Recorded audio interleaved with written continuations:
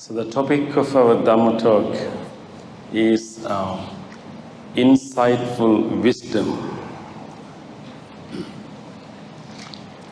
In Pali we have a term called Panya, or in Sanskrit we call it Prajna. And so Panya or Prajna is a very important topic in Buddhism because it refers to ultimate realization. And there are many discourses of the Buddha. Buddha talked about this special realization and understanding. And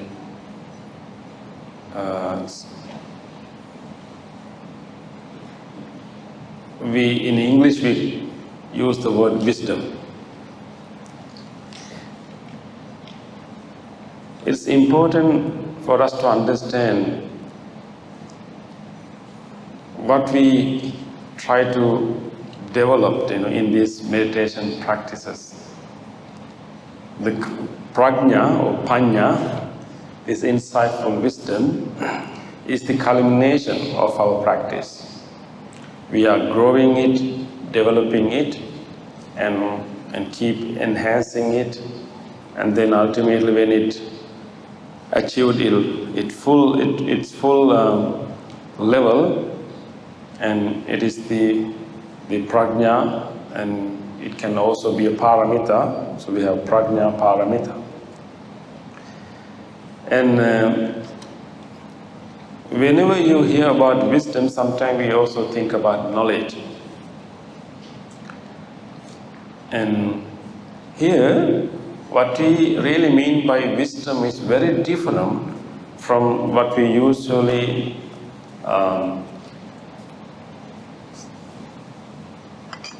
thank you, sister. What we usually understand as knowledge. Knowledge and wisdom are not the same. We can be very knowledgeable, but we may not have that much of wisdom. And on the other hand, we can be really wise and wisdom, we may not be very knowledgeable. At the time of the Buddha, even, there were people who actually achieved high level of prajna, and they realized the ultimate truth, who were not educated at all. Education was not available to all classes of people at the time of the Buddha. But when those people who didn't know how to read or write, when they came to the Buddha, they were able to follow the instruction of the Buddha and develop prajna. They may not be able to read or write, but they have full realization of the reality. So the big difference between knowledge and prajna or wisdom is that knowledge is actually gathering of facts, gathering of information. So we can keep gathering information, and so we collect those information, we become very knowledgeable, and so that is knowledge. But wisdom is actually not gathering of information or facts. And sometimes when we gather information and facts, sometimes we can forget them. So we have knowledge of something at some time, and then later we may not have it, right? Remember your college years, when you prepare for your exam, right? Final exam, you have all these facts, information in your head, you're able to write really well. If someone gives the same paper now, you will definitely fail. Well, that is knowledge. We may lose them, we forget them. But wisdom is different. Once you have the wisdom, it's not going to leave you. So knowledge comes through gathering of information, but the wisdom comes through direct experience. So in this Vipassana meditation, what we have been trying to do It's actually not to know another set of facts. Of course, right now you are learning more facts. Now, Dhamma talk give you more facts, which is important. Right now, what you are developing is not the wisdom. You are developing knowledge, which can be useful. Knowledge of the Dhamma can be useful to develop wisdom.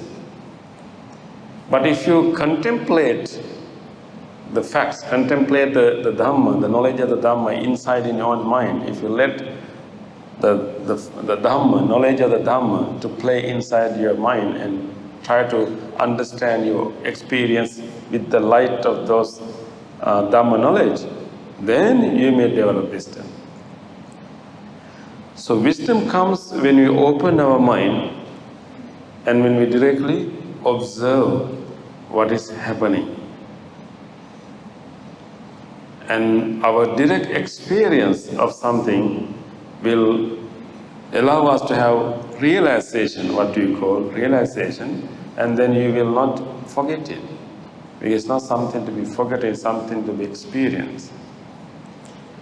So wisdom is that, and when we can somehow understand our own concepts, our own views, our own opinions, and even to become aware of these opinions, and then not to be influenced by them and have a direct experience of what is occurring in our body and mind. And then that realization will change us. Knowledge may not necessarily change us. Knowledge is useful, helpful, but knowledge may not necessarily change our behavior. But once you have wisdom, a direct experience of our own behavior, that will change us. For example, you can educate someone with a lot of facts about, for example, maybe if you know someone who's smoking, and you can educate that person with a lot of facts. What are the consequences, what are the issues, what are the problems, what are the health consequences. You can educate that person with all information. Sometimes they may change, but it's very difficult. Sometimes those people know. People who are having some other addictions also. Doesn't mean that they don't know. They have the knowledge. Sometimes we can give them knowledge, but simply educating them with knowledge and facts may not necessarily change them. But if we guide them to have a direct experience, not the facts, but directly experience within themselves what is really happening when they do it. If we get some chance, some glimpses of what is really happening, that direct experience can change them. For example, on one hand, we can educate someone with the consequences of smoking, giving a lot of books or information or research studies that will help him, but not necessarily influential. It's not making that impact to change that person. But let's say we somehow manage to guide that person to let him smoke, and then while he is smoking, we guide him to closely examine, closely, directly experience what is really happening. And before the smoking, and we help him to understand the trigger, what creates this urge to smoke. Something should trigger, that habit, any addiction, right? Something that can trigger. Maybe after meal, whatever. There can be so many other things can trigger. So if we can help that person to understand the trigger, and then if we guide that person to, okay, now experience the urge, that pain coming inside, the yearning, and help them to understand it is a pain happening there. The reason that he smoke or do that is not to have pleasure, actually to get rid of that pain. If you help someone, guide someone to experience that, what you're really doing is not really enjoying it. There's no pleasure here. There's pain here, and your behavior is to get rid of that, pain, that uncomfortable, discomfort, they're coming. And so because we have an image of that action, thinking that it's pleasant, nice, but if we help that person to directly experience it, hopefully, and that direct experience, once he has that real experience, what is really happening, that can change the behavior. So therefore, that is why in Vipassana meditation, while we are having a lot of Dhamma knowledge, our goal is to use that knowledge as guidance and then try to have some little experience, directly experiencing the change, the impermanence, even when we are walking, simply placing our foot back and forth. And even in the little movement, we are trying to directly experience that constant change happening. We want to experience it in even like a simple sensation happening in our body. So even using a small itch, we want to directly experience that. Because once you directly experience it, that will change the way we see the world. So therefore, wisdom is very different from knowledge. And it is coming from, and also the knowledge is usually the information we gather about outside world, what other people have discovered, so we're all about mainly about about others. But the wisdom comes when we look into ourselves. When you turn our attention inward and then experiencing it directly, and whatever realization comes as a result of that inward attention and exploration is wisdom. And that's not going to be forgotten. But today, as the last Dhamma talk, what I'm going to share with you is the little bit deeper level of wisdom that we can develop in our life. Usually when we try to contemplate on the impermanence, we try to base it on our own experience, our sensations, and mainly our sensations. Even we can use our breath to experience that impermanence change. And usually when you talk about impermanence, we think about, we can see people are growing old. We have seen them when they are young and they are growing old and then eventually they die. So that's a good example of impermanence, right? We can see a tree, and the tree was growing old, and we can see how the tree is changing. That's a good example of impermanence. We can think about any other item, any other utensil. And there was a cup. It was beautiful, nice. We use it. We happen to, fall down, and then it can be broken. It is impermanence. So usually, when we talk about impermanence, we always think about how we can see the change in the things that we observe. So what we observe, people, things, situations. We can look at a cloud and see how the cloud looks like solid, but when you closely observe it, it's changing, moving, and then ultimately it keeps changing. So that's one level of understanding impermanence.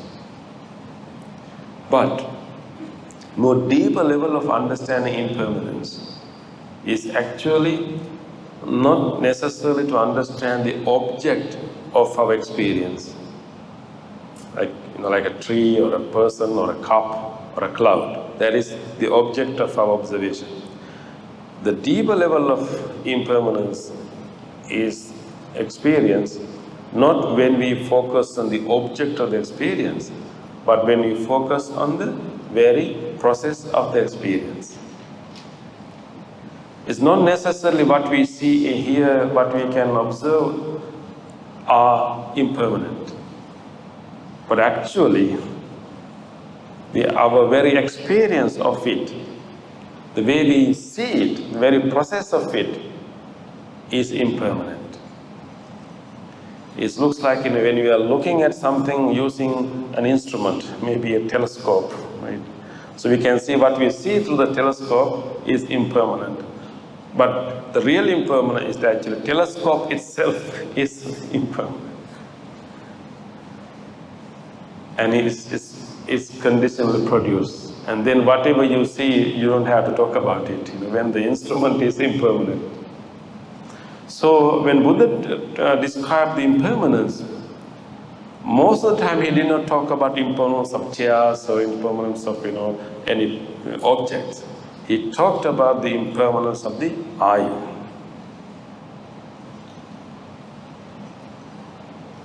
Impermanence of the ear, nose, tongue.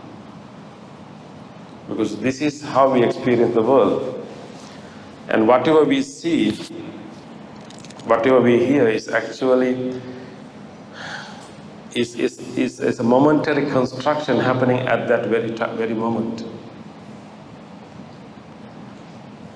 So rather than the deeper level of understanding impermanence is not really observe something and then try to contemplate whatever I'm seeing is not permanent, it is changing, but actually looking a little bit inward and try to comprehend my experience of this object is a causally produced moment right now.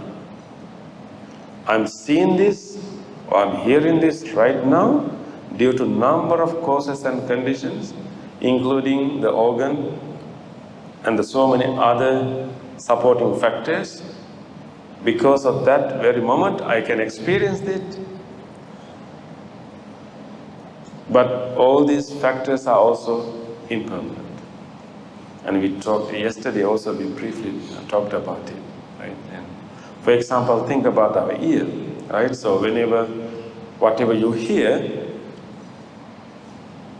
so whenever we hear something, we can think about the sound, and we can, okay, sounds are impermanent, they are not staying the same, they are changing all the time. That's one way. But if you deeply understand that sound that you hear, you think that sound is coming from my mouth. Not my mouth, from the mic, right? So you think that, my sound, whatever you hear now is coming from here, from my mouth and then microphone and the speakers. You think that sound is coming through those speakers. Yes, something is coming through these speakers, but not the sound. The sound is produced in your ear.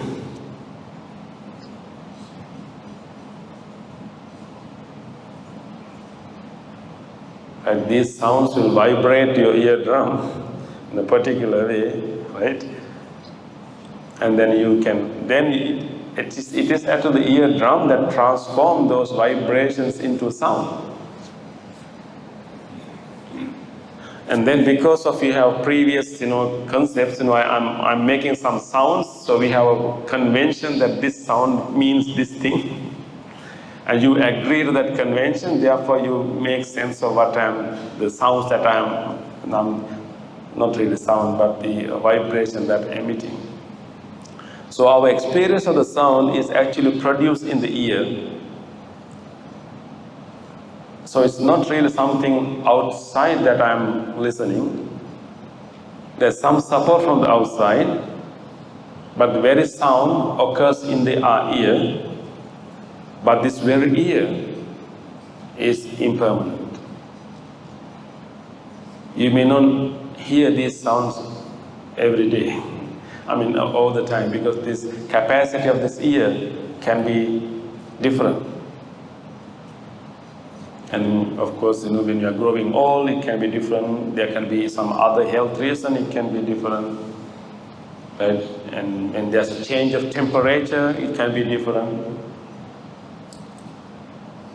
There are so many other conditions can change the condition of the ear, and based on that, you may not hear the sound. So the impermanence really here is actually the very construction of the experience is happening due to so many causes and conditions, particularly our sensory organ. And our sensory organ has certain capacities. You will not hear all the sounds here. You will only hear the sound of certain range. And any sound that is below that range, you will not hear. Maybe a dog will hear that. Any sound that is beyond your range, you will not hear. So again, we can see how we are dependent on our sensory organ to experience anything. So it is produced here. It's not only capacity of our sensory organ, it's also our mental categories and we can even say our karmic potentials. Our eyes and ear and nose, all these things are also produced due to of our previous karma. And of course our wanting to see things and experience the world. But at the same time, capacities of our senses are determined by our previous karma. And so they also decide, karma is also decide what we can hear, what we can see and smell. And our sensory capacities and our mental categories. And if I make a sound that you haven't heard before, you may simply hear it, but you will not make any sense of it. And there are many other sounds also happening at the same time right here in this hall, but you only hear the thing that you pay your attention to. Same thing with your eye. So I think we discussed yesterday too, you may see objects, you may see color. So our normal thinking is that color is in the object, so I'm simply seeing what is there. But actually none of these things has colors. All these objects that you see, including me, everything is reflecting certain frequency of light that is transformed into color in our eye and the brain.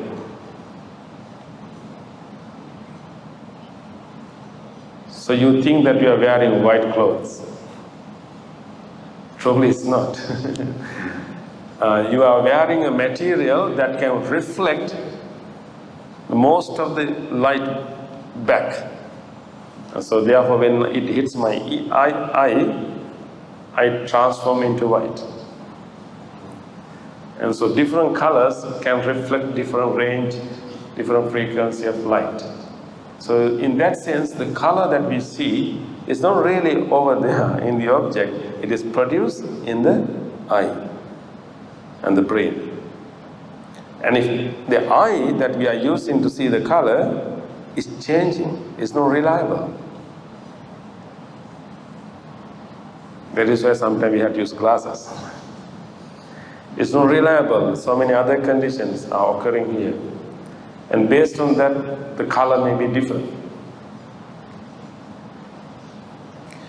So therefore, the deep level of impermanence is actually to understand that the very experience that we are having of the world is constructed.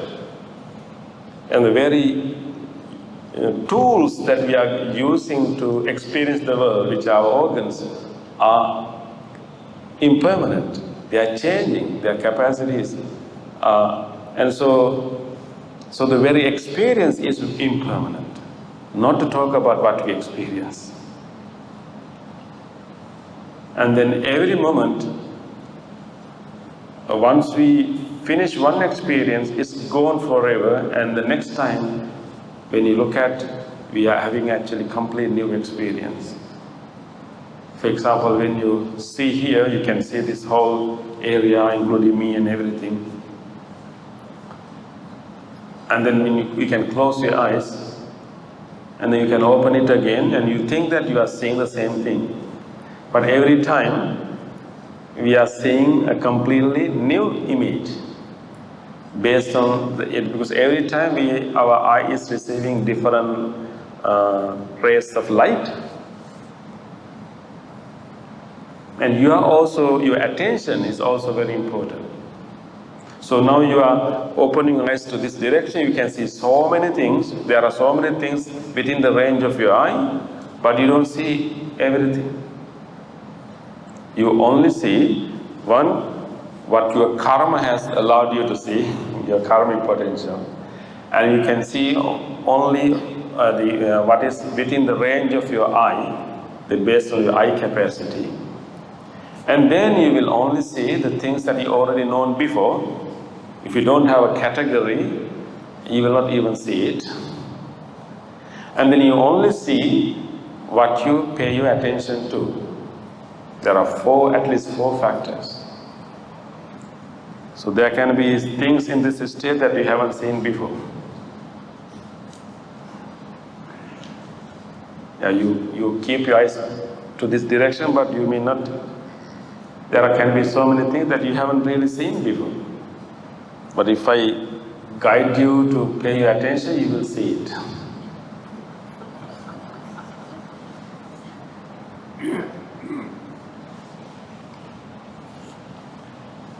Did you see a green flower in front of the Buddha statue?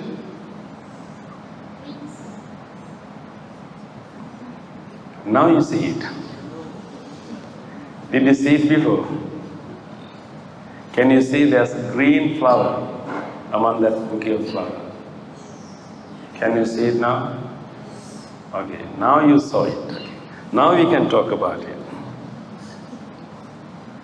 Because you paid your attention to it. But if I didn't ask about that, if you go out, if I ask you, did you see a green flower in front of the Buddha? You will say, no, I didn't see it. There can be so many other things here that is there, but you don't see it. Because our attention is also influential. So then imagine how many factors are here. Our karmic potentials, our capacity for sensory organ, and our mental categories, and then our attention. And when all this comes together, we will experience something. But all these things are changing and inconstant, and therefore our experience itself is impermanent. So when we attach to something, we don't see that. We don't realize that the sound is made in the ear. We think the sound is coming from there and we want it. But when you realize that it's produced right here with these causes and conditions here, you don't necessarily will go after it. It's because there's no thing to go after. It's produced right there at that moment in the ear. When it is over, it's over forever. You may hear a similar sound again, definitely, when we have similar conditions. And when you see something also, same thing. When you realize that this beautiful image is constructed with my own eyes, and you may not necessarily go after it, to own it. Or if you think it unpleasant, you realize that even this unpleasant is also constructed right here. So that is deep wisdom, and that is the deeper level of impermanence. So in that sense, every experience we are producing is producing due to a lot of causes and conditions. Once we experience it, it's a momentary construction based on so many factors, and once that experience is over, it's completely gone.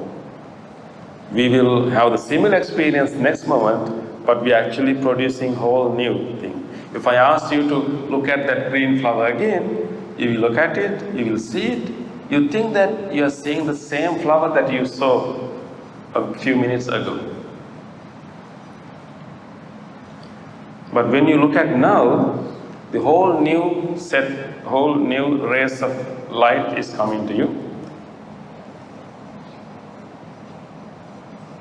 And your position, maybe we have moved a little bit here, a little bit there.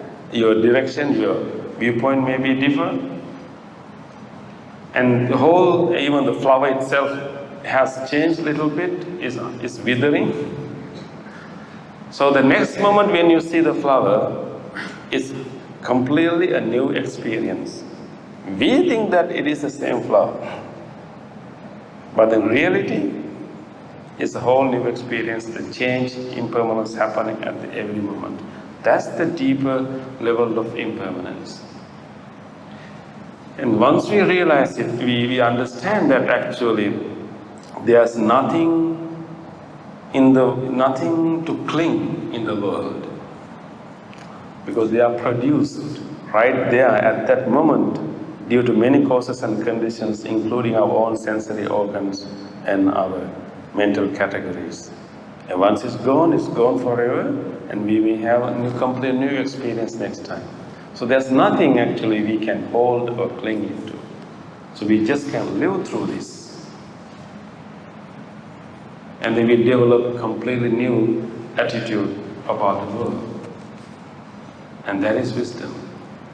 But right now, you are developing knowledge, not the wisdom.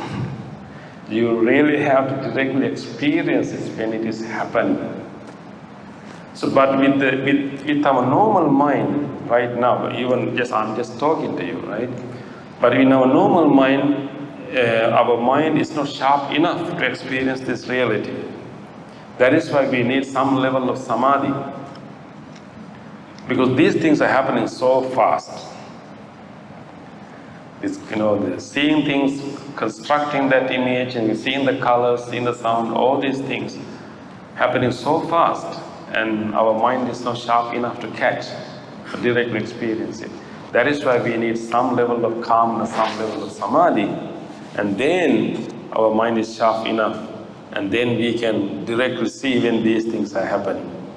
So in the deeps, when you have some level of samadhi, and then you kind of, ready to do vipassana meditation, you have some stability, some stillness, but you have opened your awareness to receive new information. And if you hear a sound, in that very process, you can be able to experience how this sound is occurring in your ear. Based on all these conditions, you will be able to directly experience how sound is constructed right there. The next time when you hear similar sound, is not the same. It's a whole new experience. You will be able to experience the constant construction of this experience happening every time. And once you have that direct experience, then we will have a different understanding of the world. So there is a sutra that explains us this reality. That is the last sutra. It's in page 13. It is called Dvaya Sutta. Dvaya means pair or dual. So Buddha talks about how our consciousness is arising due to a pair. Okay, let us read this. This is one sutra that reveals the reality, the kind of deeper level of impermanence that we were talking about. Can you all read together? It is in dependence on a pair that consciousness comes into play. And how does consciousness come into play? In dependence on pair. In dependence on the I and forms, there arises I consciousness. I is inconstant, changeable, of a nature to become otherwise. Forms are inconstant, changeable, of a nature to become otherwise. Thus, this pair of both wavering and fluctuating, inconstant, changeable, a nature to become otherwise. I consciousness is inconstant, changeable, of a nature to become otherwise. Whatever the cause, the requisite condition for the arising of I condition, that is inconstant, changeable, of a nature to become otherwise. Having arisen independent on inconstant factor, how could I consciousness be constant? So here is showing that any I consciousness, any seeing of anything happens in us due to depending on the pair, that is the I and the visual forms. And the I itself is changeable, inconstant, and the visual forms are also changeable, inconstant. When these two things are changeable, the experience that produced based on that is also changeable. Okay, and then the next line says, coming together, the meeting, the convergence of these three phenomena is eye contact. Whatever is the cause, the requisite condition for the arising of eye contact that is inconstant, changeable, of a nature to become otherwise.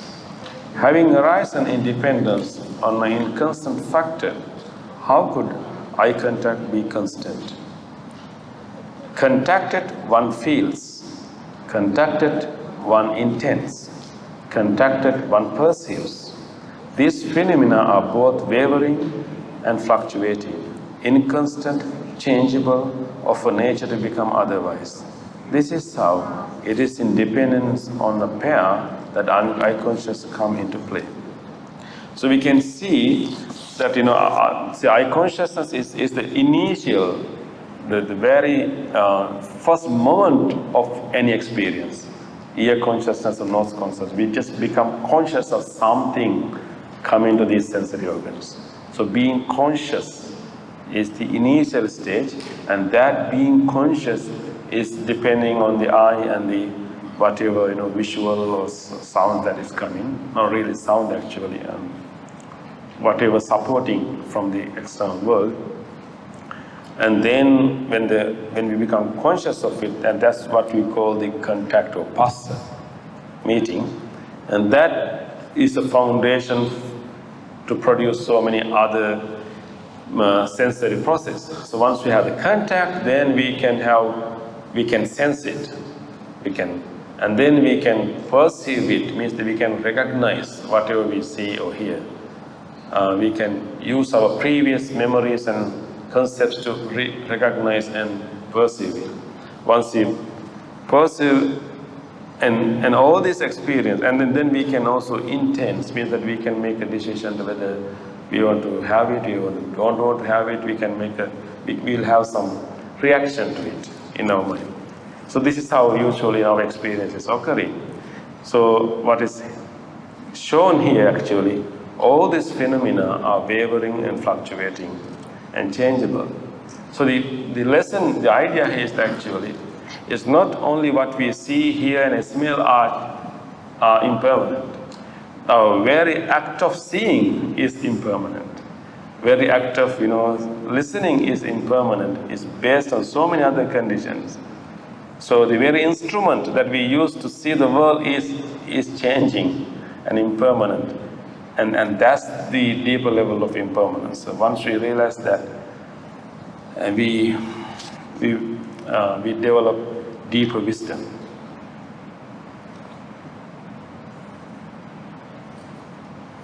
So then it goes into explain the eye and eye consciousness, ear consciousness, nose consciousness, tongue consciousness, and then body consciousness, and also the mind consciousness. That means that even though there's nothing, no sensory organs is functioning, our mind can function as a sensory organ based on our previous experience, and we can come up, we can base on a memory, and then it still produce an experience. So again, then the last two paragraphs say that coming together, the meeting, the convergence of these phenomena is intellect contact, whatever the cause, requisite condition for the arising of intellect contact that is inconstant, changeable, of a nature to become otherwise. Having arisen in dependence on an inconstant factor, how could intellect contact be constant? Contacted one feels, contacted one intends, contacted one perceives. These phenomena are both wavering, fluctuating, inconstant, changeable, of a nature to become otherwise. This is how it is in dependence on the pair that the intellect consciousness comes into play. So this is where we have to deeply understand even what we call mind, what we call consciousness is also dependently arisen. So the insightful wisdom that we try to develop in this Vipassana meditation is to have a direct experience of the impermanent, unsatisfying, non-self nature of our experience. We can, at the initial level, we can notice the impermanence, unsatisfying, non-self nature of any phenomena, anything that is object of our experience. That's the initial level of wisdom. We directly experience it, we directly notice it. More deeper level of wisdom is to experience the impermanence, unsatisfying non-self nature of the very process of constructing the experience. So the world we experience is actually partly constructed by us. Right? The way we experience it. Do you think that when you close your eyes, whatever you see right in front of here, do you think when you close your eyes, the things that you have seen is there in the same way? Because when you open your eyes, you see the same thing. So our usual understanding is that if I close my eyes, whatever I'm seeing, they are going to stay the same. When I open my eyes, I see the same thing again. Right? That is how we think. But the moment we close our eyes, whatever we have seen is gone. Because our vision, our visual experience, right there is a constructed experience based on our eye capacity, all other capacities, and many other conditions, light and many things. The moment we close our eyes, all these conditions are gone. So it's whatever we have seen is gone.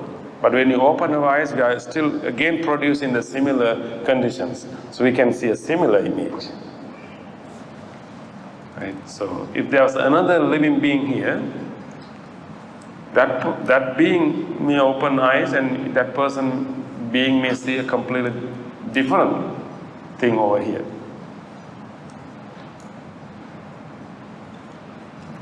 Yes, brother? Can you elaborate more about the karmic effect on the consciousness and content? The influence of the karma for our sensory experience. So when we're born as a human being, we're born to this human world due to our karmic potentials. And that karma has already determined what kind of things we can see. If you are born into a divine realm, and that karma decides what kind of things that being can see. If you're born into an animal realm, and that karma has decided what kind of things that animal can see. So what we see is not necessarily what is over there. What we see is what is allowed us through our karmic potentials. So if there's another living being here, that person sometimes may see more things that we see, or maybe not see the same thing that we see. It's also determined by the karmic potential. Yeah. So does it mean if when we are born into this world, when we have preference for different things, and different people have their own likes or dislikes, does it mean it's karmic, or it's more of our so-called constructed memory? Yeah, why we have different preferences and different choices. Of course, it's all conditionings. Our preferences, our choices, our conditioning. But it's a part of sankhara, the mental formations. So some preferences, choices are taught to us since childhood, with our upbringing. And some choices or preferences come way before that. Those preferences are a result of certain conditionings that we had in our previous lives. So we can have twins and who may be like two different things. They may be brought up in the same way, but they have two different preferences. That could be the conditionings, that is influence of the sankhara from the previous lives. Yeah. Now I became a monk when I was 10 years old. And then I had no idea what means to be a monk. I just had a desire, I was quarreling with my parents. I want to become a monk, without really knowing, what it really means to be a monk. Just like to be in the temple, just like the peaceful environment in the temple. And my mother really didn't want me to become a monk, because I'm the best helper she had. Because I'm the eldest, and I have one brother and one sister. They are younger, so I was helping to babysit, to take care, and do household, everything. Actually, not that she really didn't want me to leave her, but I struggled with her. I was a little rebellious. But the reason that I was telling that the reason that without even knowing what monkhood is, I have the preference to go into the temple and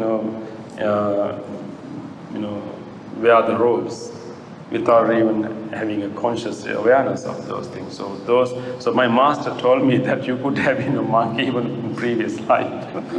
So we have those conditionings that push you to become a monk. Bhante, I would Yes. like to ask regarding jhana. Yes. May I know how do we identify the different level of jhana that we are experiencing during meditation? Thank you. Okay. So I think there was one question here also about jhana. So then I can answer that now. What we call jhana is the different levels of tranquility or different levels of stillness that we develop in meditation. So particularly in this retreat, we didn't focus on that aspect. Particularly in this weekend, we focus on vipassana. But they are complementary, they are helping each other. But jhanas are actually stilling of the mind, first using an object of meditation, and we try to focus our attention, gather our attention, unify our attention on that. And then our mind will get unified and concentrated and settled. But the settled state had different degrees. The first jhana is the initial unification and initial stillness of the mind. At that stage, because we have to focus on a meditative object to gather our attention. Otherwise, our attention is dispersed. So jhana needs gathering, unifying of the attention. So we have to have an object to do that. So we can use the breath, the loving kindness, or a theme. Either it's a positive theme or a neutral object. So you use that, and then you keep paying attention to that again and again and again and again. You try to stay around it.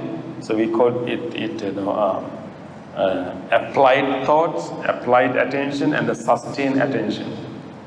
In the first level of jhana is that you are able to completely be with the object without any distraction, and for a long period of time we have applied attention, and you have sustained attention. As a result of that, gathering of the attention from the sensual world to this particular object, you also experience kind of freedom, some kind of what we call joy, freedom of the mind, because it's removed from the sensual desires, so it's relaxed, and there's also kind of joy come from freedom, and there's also some level of relaxation of the body. But you still keep paying attention to that object. You maintain that effort. That is first level of jhana.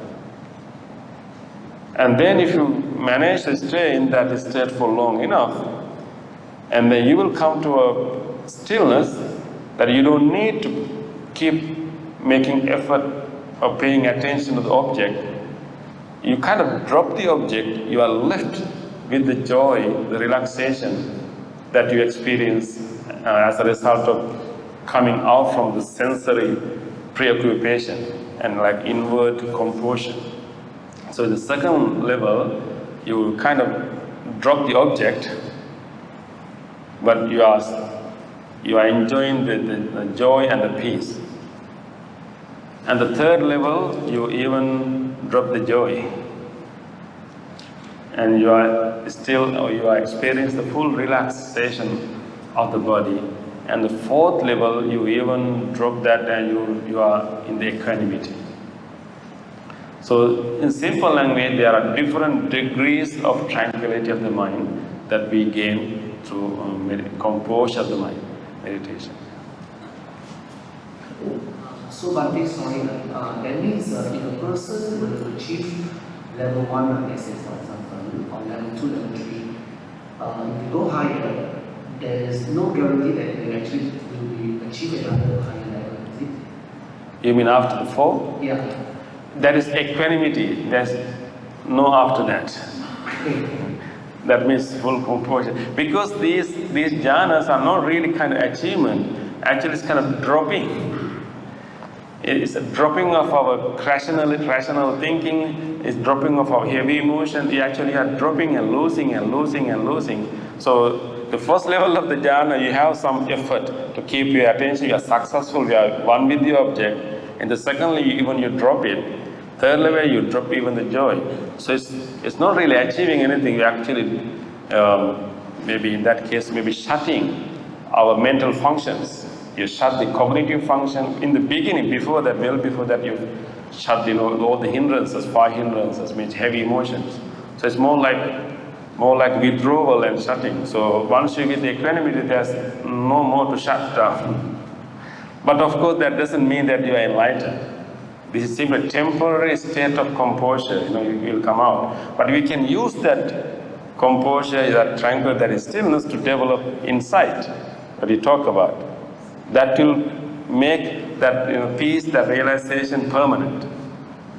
Otherwise, they are like very, very peaceful states, but we have to produce them, and we will lose them once we come out. Thank you. Yeah. But there are also we call these 4 jhanas form rupa avachara, or like because we focus on an object first, and then we go into the deeper level. But there's also different kinds of samadhi. We call them arupa jhana, the formless. You don't focus on object. You start with empty space. Instead of focusing on one object, you keep your mind open and empty space. And that's a different level, different way to calm the mind. They are called arupa avachara. It's formless jhanas. Thank you.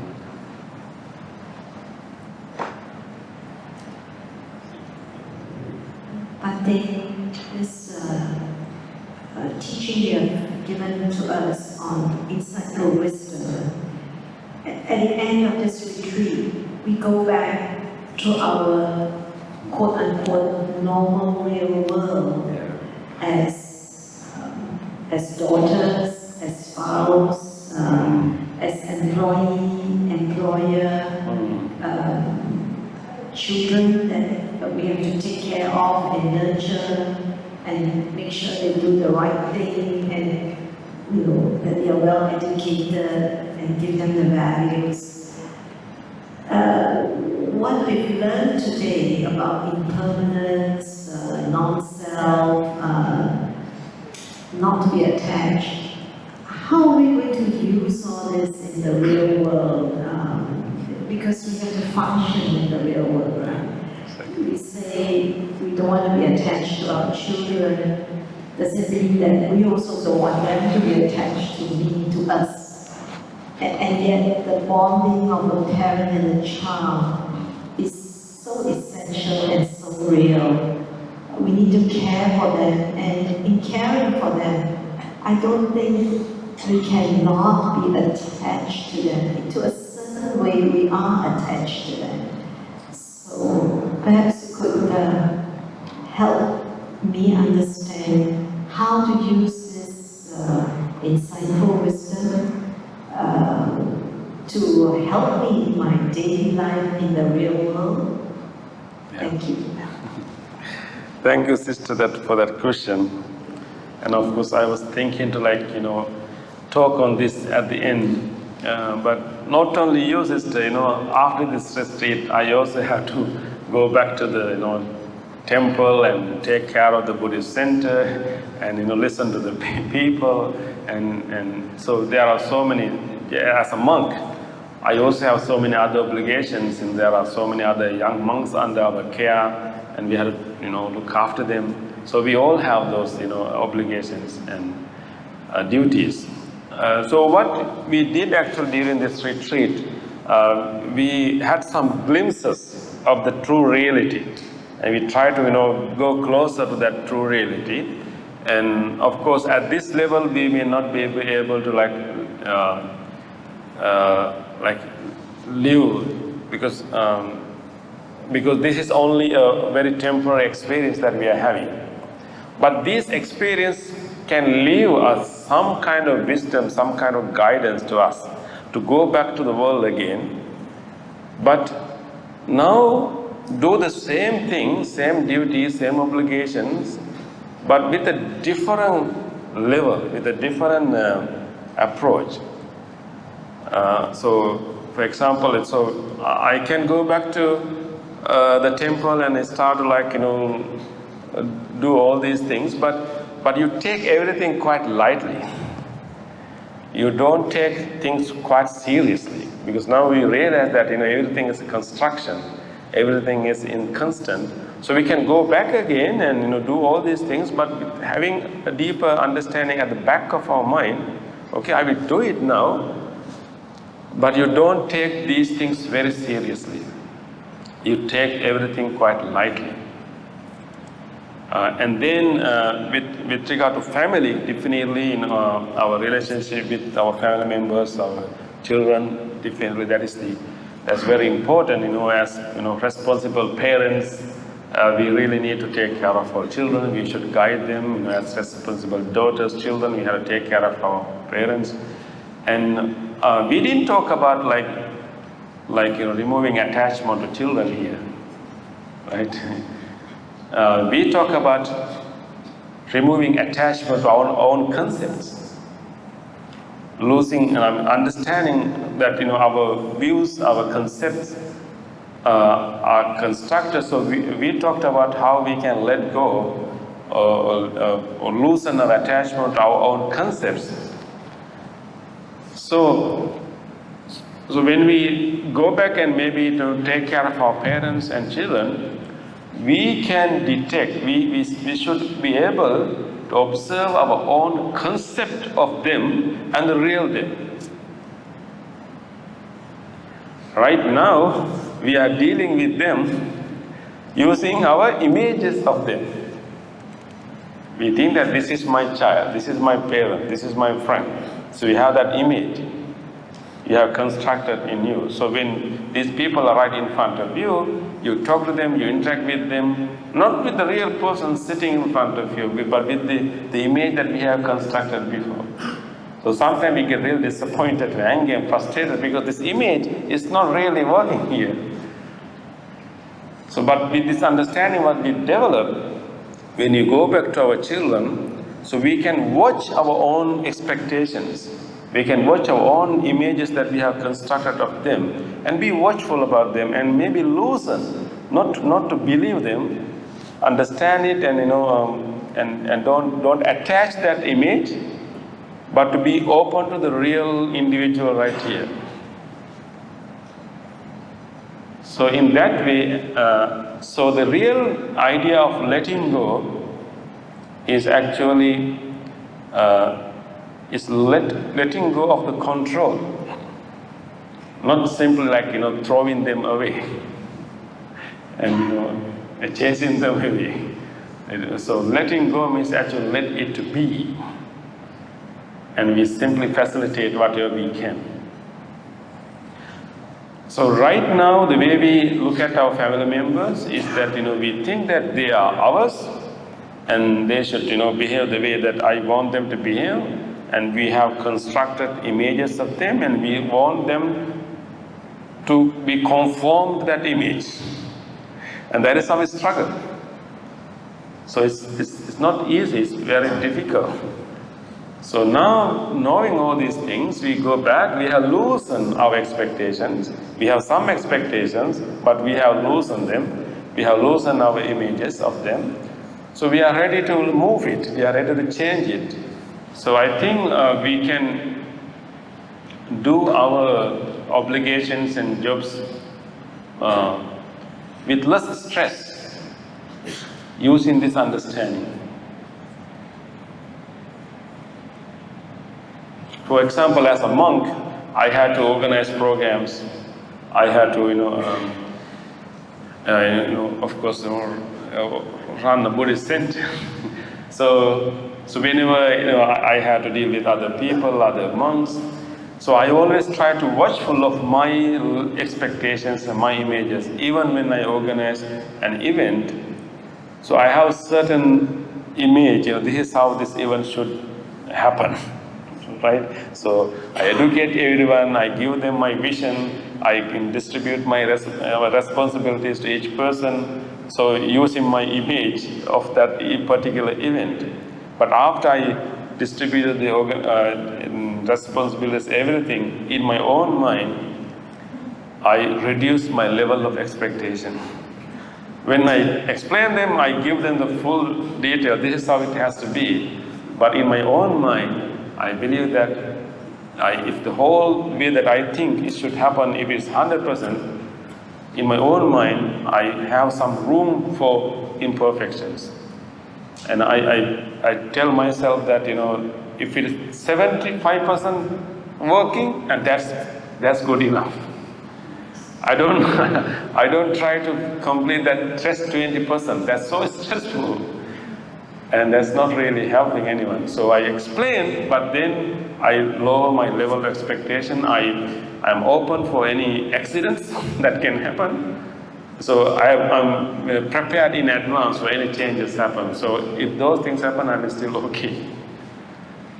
So using this, understand that is how we can apply it to our lives. So with regard to, particularly with family members, we really have to deeply think about, those, could be our spouses, could be our children, could be, our relatives. They are with us, but they have their own individual life. And it's very difficult for us to completely manage them, control them. The reason is that we feel responsible. We feel responsible for others' suffering, particularly when you're in a family. If someone is suffering, someone is in trouble, you feel responsible for it. So therefore, you really try to change it, and then even before that thing happens, you try to change it. But in reality, we may be responsible to some extent, but each individual has their own journey, have their own preferences, have their own conditionings, and their own karma. We just happen to be together. We are not really fully responsible for others' suffering. We should care, we should help as we can. But feeling responsible makes us so stressful and not even allowing us to be full helpful. So I think we should stop feeling responsible for others' suffering. But that doesn't mean that we should care and concern and help, because each individual has their own journey, own karmic power, karmic potential, and everything. So actually, with regard to our family members, we should give some independence, some respect, to our family members. And although they are our own children, for example, they are beings in this samsara, happen to come to this world in this life through us. And they are not ours. No way. They simply came to this world through us. We have responsibility to care for them and give them the best life that we can, but we cannot fully determine their destiny. We can't. We are only part of their whole journey. We do our best, but we cannot fully control their journey. We have to let them go, let them be, and only give the best we can give. So we treat them with some respect. They are beings, separate beings. They are individual beings. Just came through me, came through us this time, but they are individual beings, samsaric beings. They will also become enlightened one day. I don't know how long it will take, but they are individual beings, and we should respect, their own, liking or disliking. If they are really doing something wrong, we can really guide them, we can show them, but we can't expect them to accept it. Particularly with children and parents, and children usually do not listen to parents when they are after teenagers. And if the same advice comes from a different person, they will listen.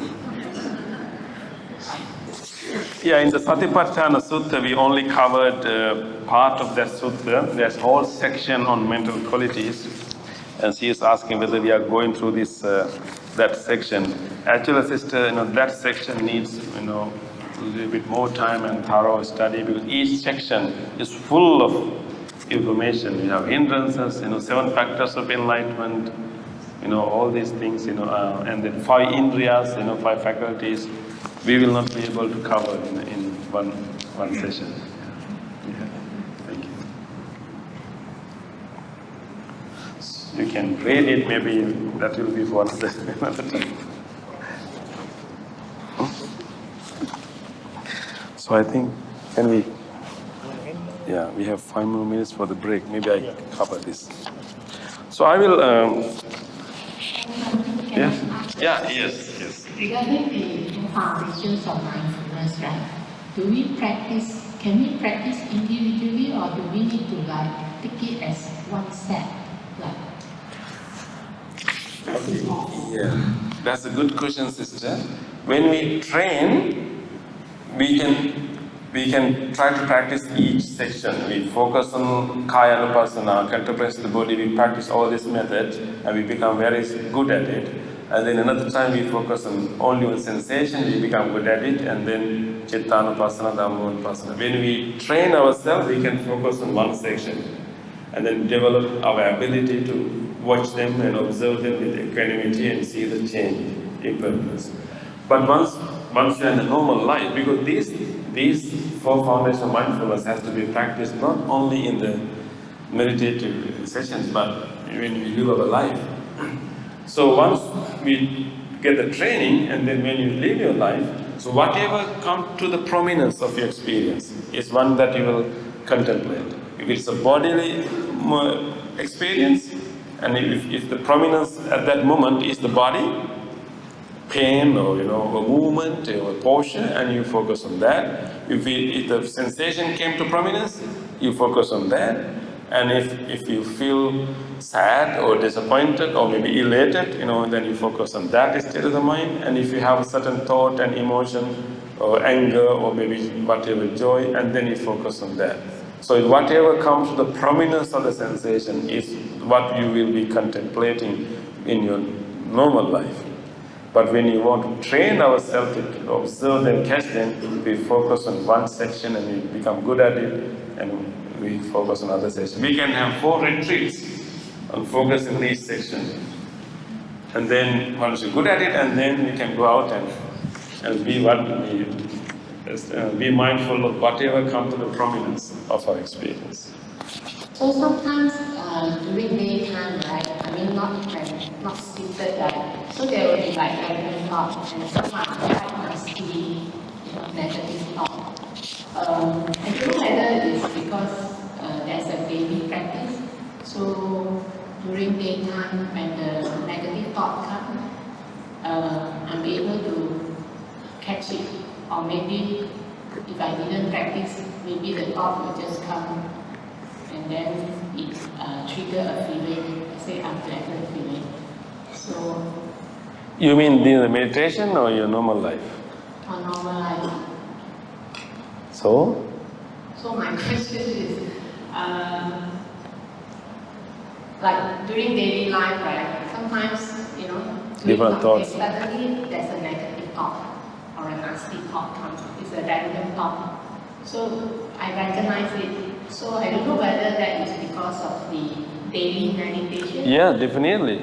And if you can watch it, recognize it, and then be like in the bank of the river and observe it, and then remind yourself that it's not real. It's simply a memory. And if you can be free from that in even your normal life, that's a great release, because otherwise that thought can and come into you, and you can be, creating a whole new reality in your mind and going through all kind of emotions, and then even reacting based on that. So when you're able to notice that thought and observe it and recognize it as random thoughts and not take it seriously, and if you can drop it, you got rid of a lot of suffering at that time. So I think for me the issue is as aversion. Yeah. So I think I proliferated based on what Bhante yeah. Aversion. Yeah, because you cannot say, oh, why do I have this negative emotion? Oh. It must be of you. So you first recognize the thought and you can manage it, but then you blame yourself for having it. Yeah. According to Satipatthana Sutta, it's okay to have all these things. We simply observe it, and as long as we are not driven by them, that's okay. And this is nature, and this is, dependent origination, this causes and condition, previous conditionings. So even if we blame ourselves, we are still having a strong notion of ego. We create an honor to that. Yes. So it's kind of like yes, yeah. You can let it be part of the causal process. Okay. Yeah, welcome. I have a friend, we meditate together. The friend is fine in the meditation and all that, right? We have good days and bad days, etc. When we sleep in the night, sometimes, some days, during the meditation retreat or whatever, the person can scream in the night. I mean, scream out. And we have tried waking the person, sitting with the person, sending metta to the person, because we don't know why it's screaming, and it's very, very, very frightening. The sound that comes out is not the person's voice. It's like a streak, like a streak. And then the person goes into a very tense, the whole body goes into a very tense position. There were times we didn't wake the person, we just sit and do metta, and then everything is fine. But there are times when the screaming gets so bad, we have to wake the person. And what This happens in the daytime? Night. In the daytime we meditate, in the night they get this scream. What I found rather disturbing is that the person doesn't know that it's happening. She shows, actually it's a she shows no loss of energy, no fear, no nothing. But the screaming is real. We watch the screaming. In the dream? No, we watch the screaming, the person screaming, we watch the person clench the hands and all that, the teeth, the hands, whole body shaking. It's similar to epilepsy? No, because we have a doctor with us, but not epilepsy. So we don't know what to do, because it's a few rounds of going for meditation retreats together with the person, and you get this kind of reaction. What seems to be the issue? How can we help the person?